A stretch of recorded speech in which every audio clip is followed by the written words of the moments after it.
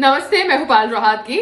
मैंने अपनी माता जी को कोविशील्ड का सेकेंड डोसेज दिलाया स्टर्लिंग हॉस्पिटल अहमदाबाद के अंदर, and that second dosage was done not through the website online registration book and appointment procedure. It was done when I called up the hospital authorities because online appointments नहीं मिल रही थी to take the second dosage of Covishield.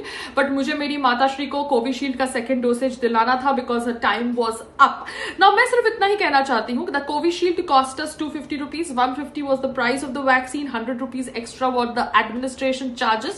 दो अब हम सुन रहे हैं कि कैसे Adar Poonawalla of serum institute of India Covishield का प्राइस 300 रुपीज कर चुके हैं, 400 से डिक्रीज कर चुके हैं. क्यों? क्योंकि they wanted to do that on humanitarian grounds.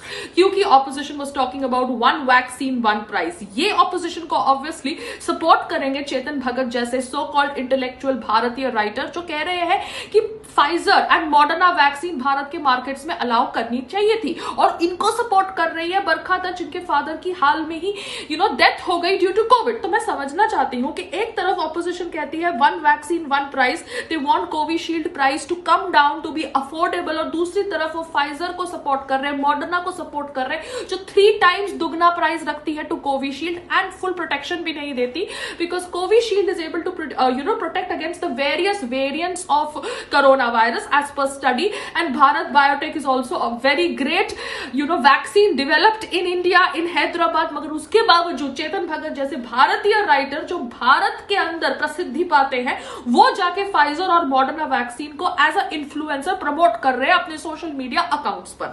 तो उनको मैं इतना ही कहना चाहती हूँ, Chetan Bhagat, I know you since Nach Baliye season 7. आप उस शो के जज थे और मुझे पता है कि आपने किस आधार पर जजिंग की थी. ना आपको नाच गाने के बारे में पता, ना आपको डांस फॉर्म्स के बारे में पता. जस्ट बिकॉज आप एकता कपूर के चापलूस थे आपको उस शो का जज बना दिया गया और उस शो के अंदर आप वैसे ही पपेट थे जैसे आप आज हैं. जी हाँ, उस शो के अंदर अगर आपको कोई सवाल पूछता था आपके पास जवाब नहीं होता था, आप बकवास करते थे. You behave like a dumb idiot and now you are saying that asking question is your right as an Indian citizen. Yes, asking question is a right as a Indian citizen because I also ask question to doctors and lawyers which lot of them don't like it, but once I get answers based on facts I keep my mouth shut. I accept their answers because I am not a doctor, I am not a lawyer.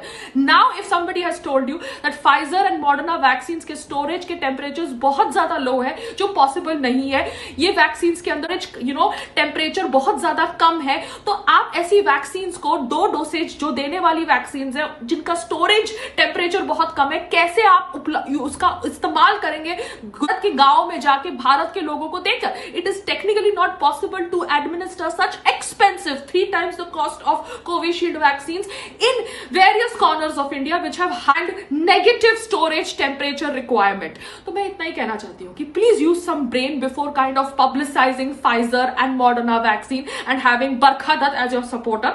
I know you are stupid and dumb, but I did not know you were that stupid and dumb because आज की तारीख में अगर आप कह रहे हैं कि आप क्वेश्चंस नहीं पूछ सकते, ये आपको अलाउड नहीं है, ये गलत थॉट प्रोसेस है. आप क्वेश्चंस पूछिए मगर आपको अगर उन क्वेश्चंस का जवाब मिल जाता है तो अपना मुंह बंद रखिए क्योंकि आप एक्सपर्ट नहीं है.